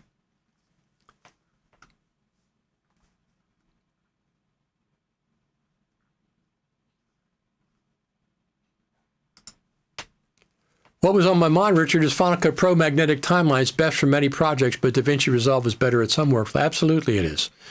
If you have heavy coloring to do, you don't want to do it in DaVinci Resolve. It's a standard. It's a standard. For DaVinci Resolve, their coloring is phenomenal. I like their edit page. I really do. I like some of the other, text-based editing, it's phenomenal in DaVinci Resolve. I like it a lot. Can't do it in Final Cut without, you can do it with Lumberjack systems, but I'm talking about natively. I am talking about natively. So here's my idea. I thought that they were going to update Final Cut Pro for the iPhone 17 Pro Max in Pro.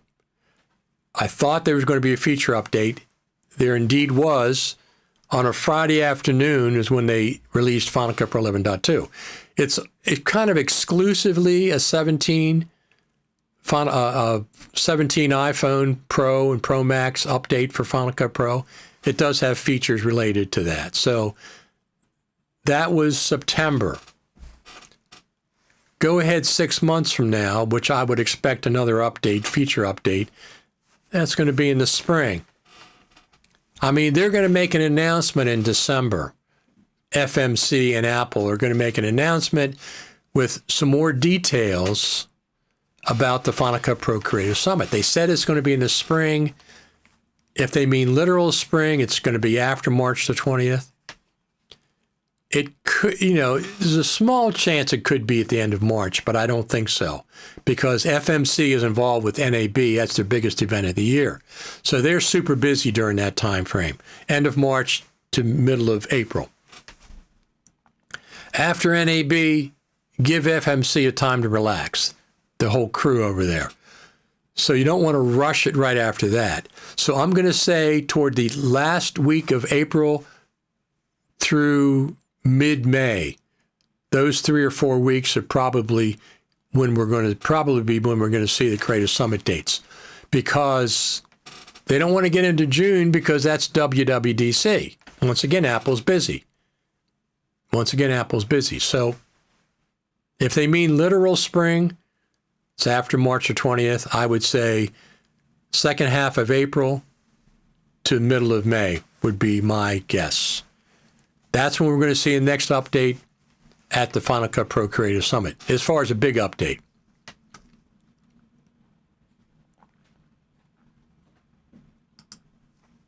Apparently, the Apple schedule will change. You are aware of this. I am waiting for the M5 Max. It will be only for April 2026. I don't think so. I think you're going to see M5 Macintoshes in October. Some of them in October before the Christmas buying season. That's one of the things.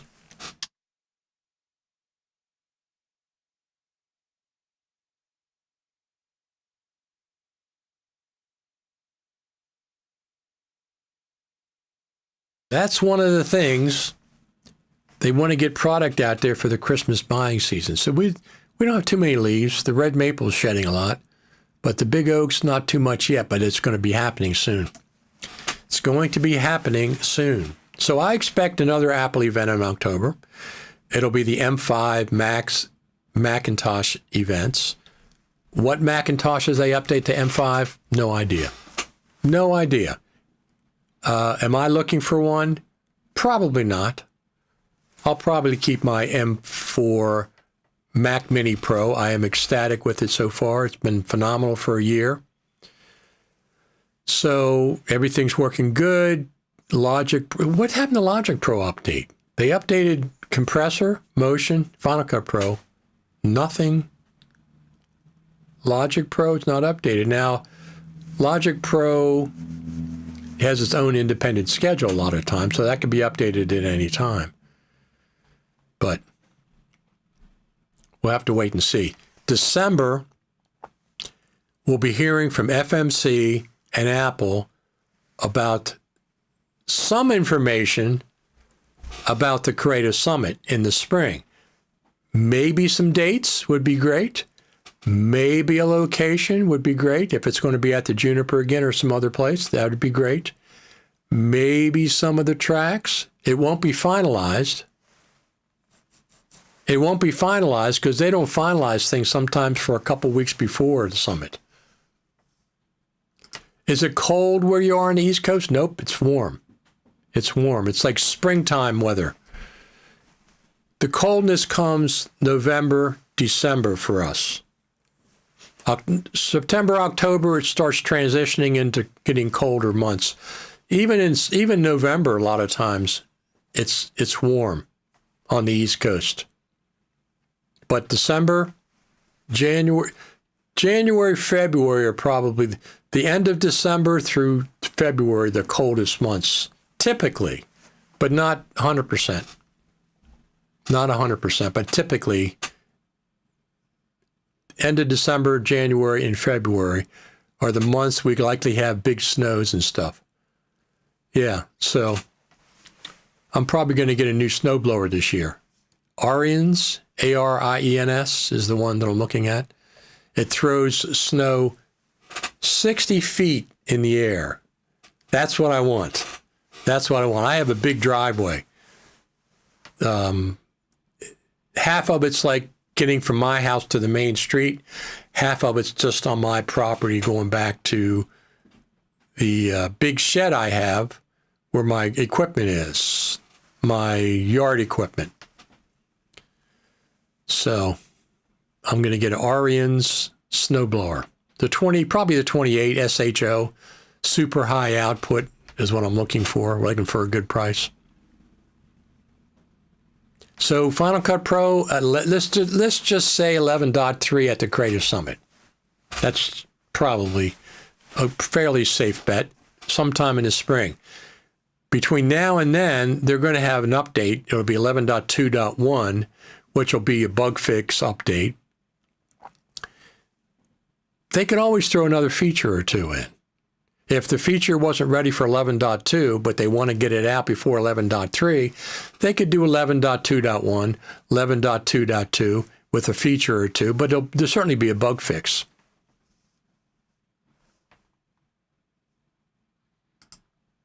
Haven't you heard of this change of calendar? The releases will no longer be on the same calendar.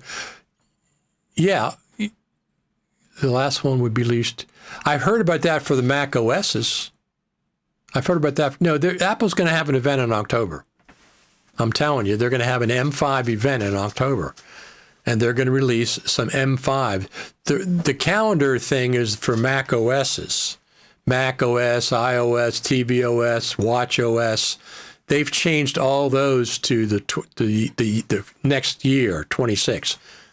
Final Cut didn't go to 26. Final Cut's 11.2. The iPhone 17 didn't go to iPhone 26. The OS did, but not the physical hardware. Apple is going to have a Mac M5 event in October. That's just what's going to happen. I don't know how that relates to Final Cut Pro. I like to shovel past the end of the driveway to across the street to help get traction when I write. So yeah, we have our main road, which is not like a highway. It's like a back road that goes out to the main road. There's two other roads that go. And if I can't shovel it. It's too much. It's way too much to shovel. There's no way you could shovel it. I'd be laid up with a bad back for like weeks or months. No, it can't be shoveled. Even 6 inches. No, it's too much. Has to be a snowblower, or one of my neighbors has a tractor plow kind of a thing. So I need a snowblower. I have a Craftsman that I've had for years, but I've seen these new Arians, 28-inch SHO, super high output, and I have a 30-inch now. I'll go back to a 28 because watch the videos. It blows snow 60 feet in the air. They look phenomenal. So I would get one. I'm getting one of those this year because I'm planning on staying here, and I don't like the idea of being snowed in. One time we had 2 30-inch snows back to back within a 2-week period. So we had 60 inches of snow within 2 weeks.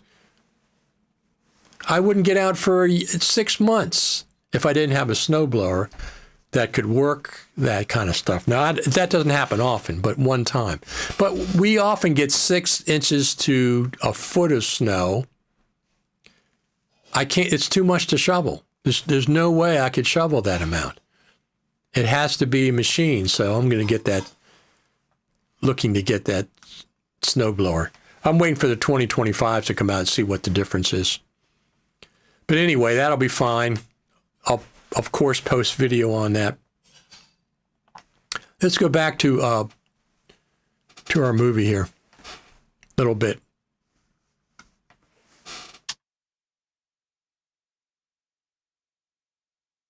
Compare the data rates and other aspects of it.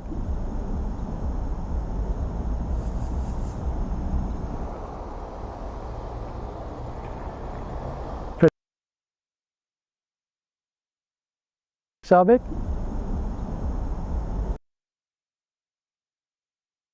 There is the frame size for ProRes RAW, but not OpenGate.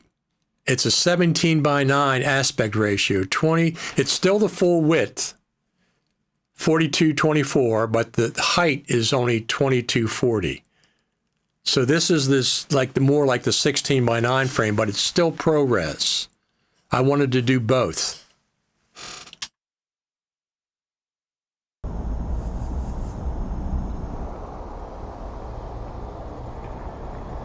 For those technically minded, this is an iPhone 17 Pro Max. I'm shooting externally to a Lexar 2 terabyte SSD because you have to record to an external SSD in order to record ProRes RAW. I figured I'd come down here on Main Street, USA, do a little bit of filming. I'm recording audio on my Hollyland Lark Max 2. Yeah, so I did filming down there on Main Street.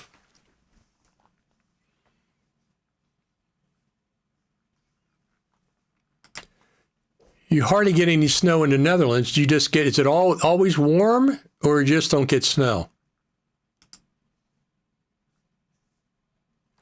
I played around with your ProRes RAW files. Thank you. I still don't have my iPhone 17 Pro Max. I uploaded a couple of files so you guys could play with it who wanted to. You had to shoot me an email, and I'll send you the link. Good that it can do cinematic defined 4K and not just UHD. Yes, exactly.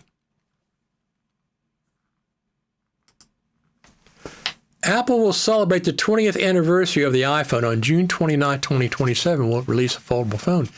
Yeah, I don't know. That foldable phone is, we'll have to see. I'm not sure if that is that interesting to me. You just don't get snow, okay? Is RWA a name or a short of a bigger set of words? What it means? RWA, what is RWA? I'm not sure what you mean. Was that somewhere that I put on screen? Or did I say something in the video that says RWA? I'm not sure. Oh, RAW. RAW. That's the ProRes RAW files. So I've been searching for a reason why they go to an external SSD. I'm not sure why they don't want to reveal that, but they haven't. So far, Apple has not revealed it. I'm waiting for an updated ProRes RAW white paper, including information about the iPhone. Now, here's the thing. So we've been able to record ProRes on iPhones for years. 13, 14, 15, probably, 16. But it's regular ProRes, not the higher data rate ProReses. ProRes RAW is a higher data rate than regular ProRes. So ProRes is here, the requirements. ProRes RAW is up here or more. So it's already above the regular ProRes data rates and requirements for an iPhone. Just thinking about this, we're recording ProRes RAW on an iPhone. It's phenomenal.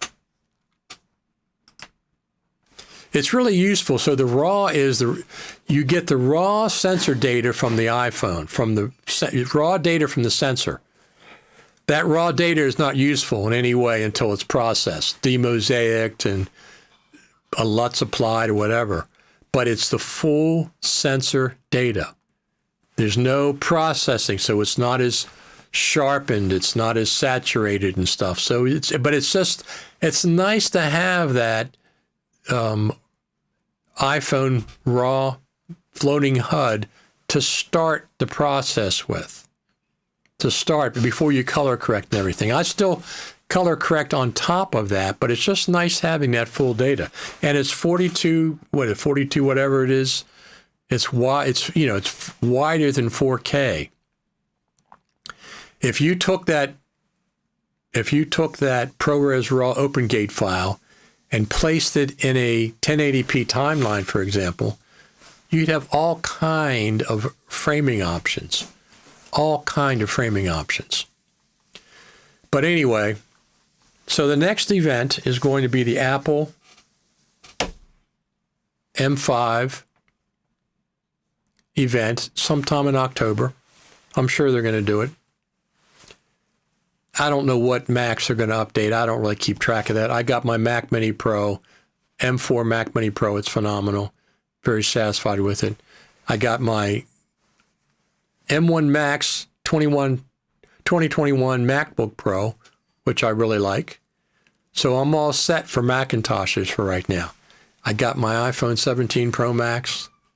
I really, really like this a lot so far. Everything's going well. I got a screen protector on it and a nice case, thin but not too heavy.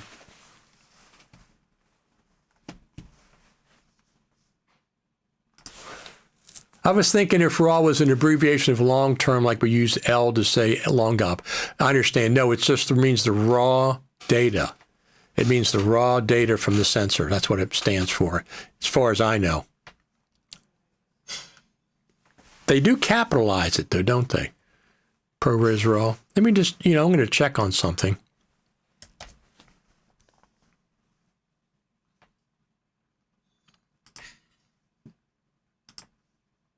I am going to check on something.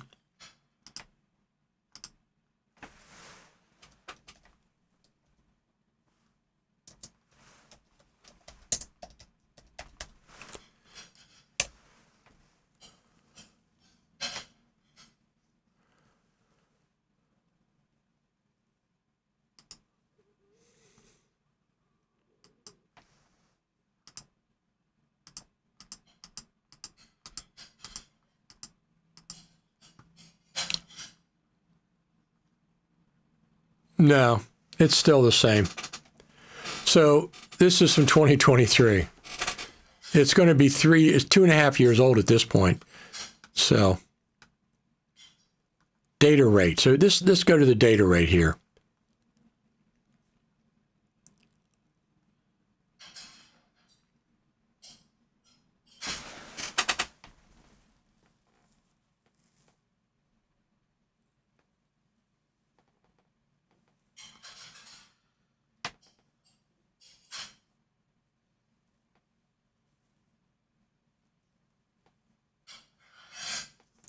So it says, the data rates of ProRes RAW are proportional to the frame size and resolution. Of course, ProRes RAW data rates also vary according to image content, but to a greater degree than ProRes RAW. So it's more affected by the content.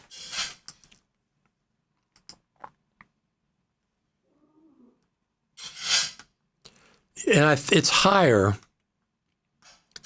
If you look at this, this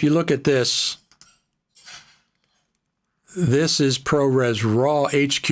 I'm not going to use that, so let's just go here. ProRes RAW regular flavor is more like a data rate of ProRes. ProRes RAW data rate is more like the ProRes 422 HQ.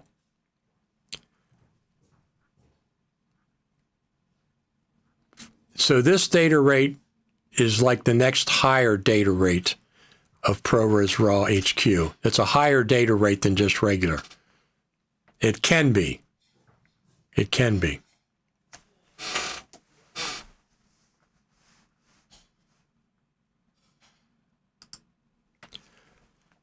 Just took a nap. I'm up. Very cool. Download complete. There you go. So now you can do that to a virtual partition on your SSD. That's where I got it from. I'm glad I kept looking because I'm saying, wait a minute, this saying it's not available in the App Store, but I know I got it from somewhere, and I got it from that Mr. Macintosh site.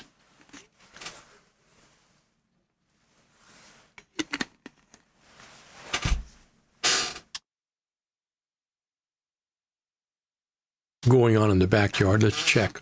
Nope. Not much out there. So I'm very satisfied with the iPhone 17 Pro Max and looking forward to the M5 event in October from Apple. The M5, I don't know what they're going to announce, but I always like watching those. Tim Cook's doing a pretty damn good job with Apple. You know, he's a interesting character, that's for sure. I've never met him. Love to meet him.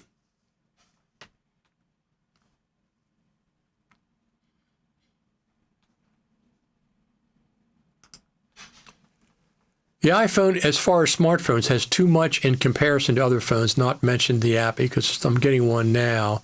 Did you get yours through a phone carrier? No, I got it through Apple, but I have an unlocked. You want to get an unlocked iPhone. Really for resale value.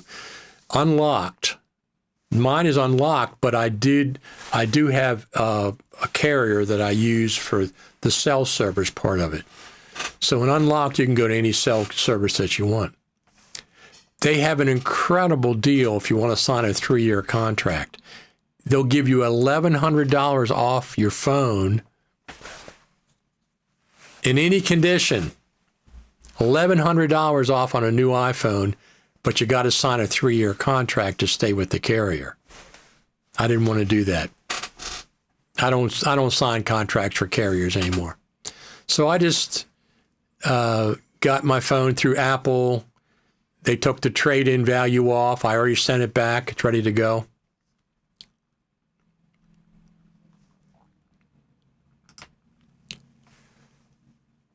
RAW is a professional video format from Apple that retains raw camera data with very little compressions. Yes. So Blackmagic RAW, ProRes RAW are different. Apple owns ProRes RAW. Blackmagic obviously owns BRAW. Long-GOP group of pictures is a video compression mode that uses interframe compression techniques. Yep, that's very true. So are we going to get BRAW? Yes, in Final Cut Pro. I expect it any time. I don't think there has to be a Final Cut Pro update for that, although it could happen. I'm thinking it's more something Blackmagic has to do. They have to release an extension or a plugin or something. Maybe Final Cut has to be updated along the way as well. I don't know. But I expect B-RAW this year and native support for B-RAW in Final Cut Pro this year. So what do you think? That's what I think. So 11.2.1 bug fix, small chance there'd be a feature thrown in or two, but not likely. Usually it's a bug fix. 11.1.2, could there be 11.2.2 between now and the Creative Summit? Yes, there could be. Could it have a feature or two? There's a small chance, yes, but not a big chance. I would say our next big feature is 6 months from now at the Creative Summit. I'm looking forward to that, of course. I don't get out of the house and travel that much anymore. So doing that in the spring is fine. Now that I got used to the idea. I liked it in November, but I've gotten used to the idea. And we want it to be as good. We want it to be as good as it was in 2024. Will 256 be good enough with external storage? Obviously, that's the bare minimum. That's the bottom line. If you're going to get one of these Lexar drives or some other kind, I got these little, these things are great too. These are really, really cool. Crucial. X9s, 4 terabytes. If you manage your data, 256 would be fine. If you can afford 512, go with 512. I would, because if you're going to record non-ProRes, just regular stuff, you're going to fill up the 256 pretty quickly. So if you don't want to bother with external drives back and forth, get the 512. I would get the 512 if you could afford it. ProRes RAW is great for post-production, but generates large, very large files. Still ready for audio-based rolls, mixer apps. We all are. We don't know we're going to get that. Maybe in the spring. I doubt if we'll get it this year. I'd be very surprised, pleasantly. Any update is a pleasant surprise. So we do want to give the Final Cut Pro Apps team a round of applause for getting us 11.2, for giving us, those of us who have the iPhone 17 Pro Max, for giving us the updates we needed to use the features of the iPhone 17 Pro, which is ProRes RAW OpenGate. ProRes RAW OpenGate. All right, everyone. We've been on for 2 hours straight. We start our 3rd year in 2026. I've been here almost every single Saturday. Oh, by the way, next Saturday,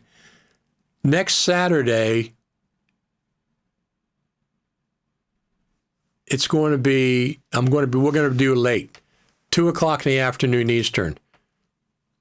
You took the blue. Yes, I took the blue, but you can't, can you tell? You really can't tell. I got a black case on it, so that's my favorite color for iPhones. Next Saturday, we're going to be probably 2 o'clock for Final Cut TV live. Please, Final Cut Pro team, give me my audio rolls-based mixer like yesterday. They have it in there. It's going to be maybe 11.3 in the spring. That would be a great update. That would be a great update to show us at the Creative Summit.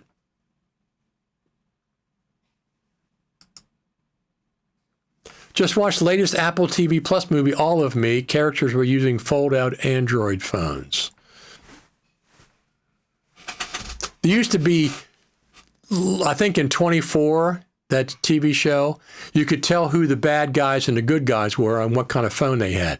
The good guys had Apple phones and the bad guys had Android phones. I don't think they do that anymore. Speaking of that, so I got suckered into buying the new Superman movie. And It's really not very good. It's not very good at all. It just wasn't for me. I'm used to the old Superman guy, where he was a superhero, and he did lots of superhero stuff. This one, the guy is beat up, imprisoned, all kinds of stuff. He does very little, the proportion of superhero stuff that he does compared to being a captive and stuff. It was ridiculous. It just wasn't my cup of tea. The storyline wasn't that great. I got the movie. I bought it because the rental versus the buying was not that much difference. Originally, it was $29 to buy and $24.25 to rent. And I got it on sale. That's why I did it, because I'm a big Superman. I'm a comic book fan, and Batman and Spider-Man and a lot of those, but not when they go into ridiculousness. He was just constantly beat up and constantly imprisoned and constantly this and constantly. He didn't get a chance to be a superhero. The idea of the dog was ridiculous. I kind of like the dog, but the dog had more superpowers than Superman, it seems like. All of you, not me. I'm glad I streamed it for no extra charge. Did you like it? I didn't like it. I mean, I would give it a 2 out of 5 stars. The storyline was just not terrible. The old Superman, is that Christopher Reeves? Yes, the one, him and then the one after him. There's like 3 or 4 Superman movies that I really, really liked. Because they were superheroes. Did they have issues with kryptonite? Of course. You have to have some of that, but not half the movie or more. They had him in a cage, and it's just ridiculous. Yes, that's exactly correct. They made him very weak. Yes, they made him very weak. He didn't get a chance to do superhero stuff. The script. I liked the actor. The actor was fine. I liked him. They didn't give him a chance to. Superman movie, he should be doing superhero stuff 80% of the time. 10% maybe he's in peril. Maybe there's kryptonite. But he should be doing superhero stuff 80% of the time. This movie was like, what's going to get into next? He's in a cage, glass cage. They got him. He can't do anything. He's in, whatever. The dog has to rescue him. He gets beat up. Crypto was a distraction. Yeah.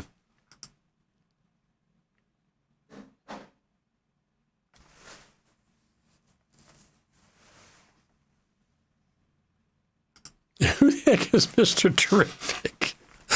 Yeah, I mean, I'm a fan of the comic books. I grew up as a kid. We used to go to the drugstore and buy Superman, Batman comic books, some other ones. They came out once a month or whatever they did.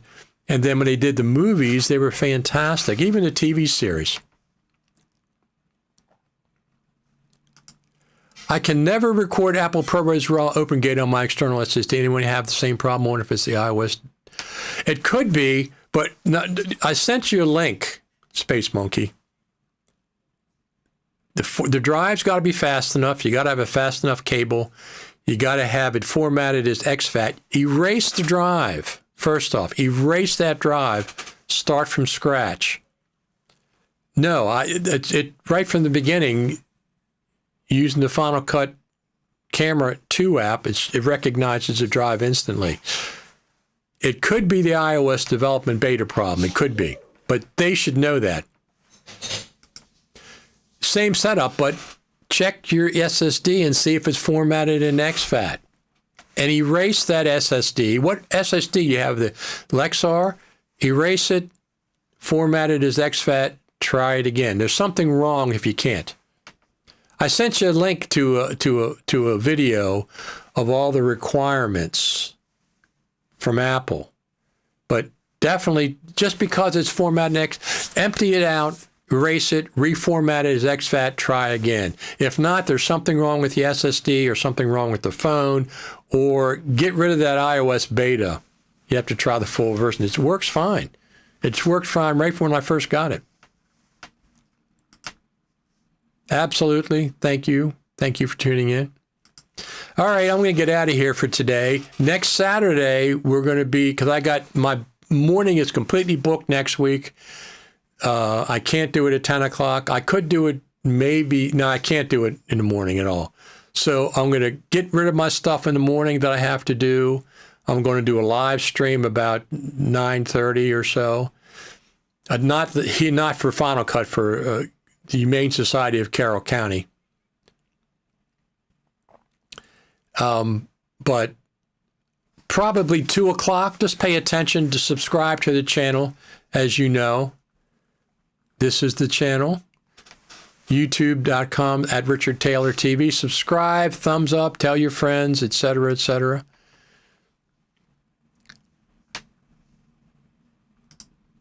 Good old stuff. Subscribe, subscribe, subscribe. Henry Cavill's the good Superman. Is that the guy that's in the new one? I liked the actor. I it's fine. It's the script. I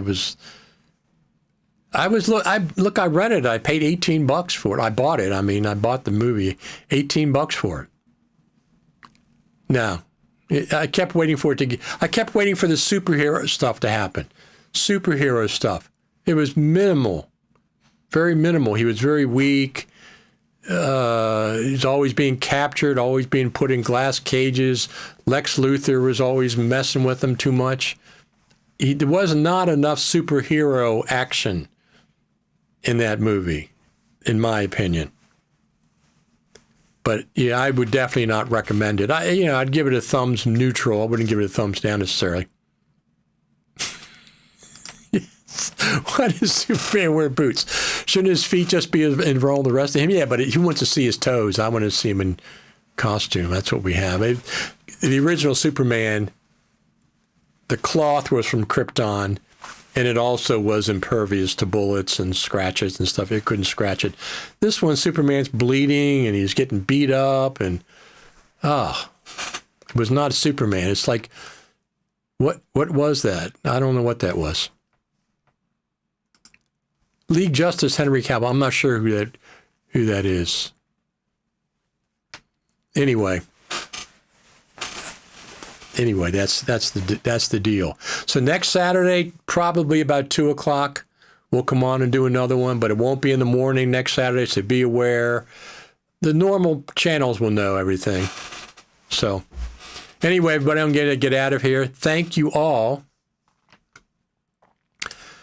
No, he says Henry is the one before the new one, but apparently he was too old for what they wanted to do with the new movie. I see. So, yeah.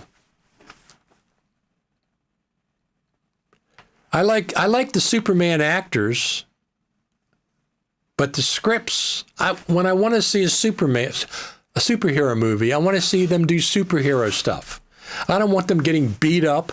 I don't want blood coming out of their face. I don't want a dog having to go rescue him and drag him back home. I don't want to see all that nonsense. I want superhero stuff.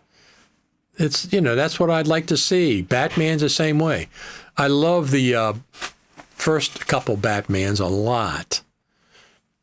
They were great. I like the original Spider-Mans too a lot, but I don't know, they're doing something to them. They don't make them superhero-y enough, I guess.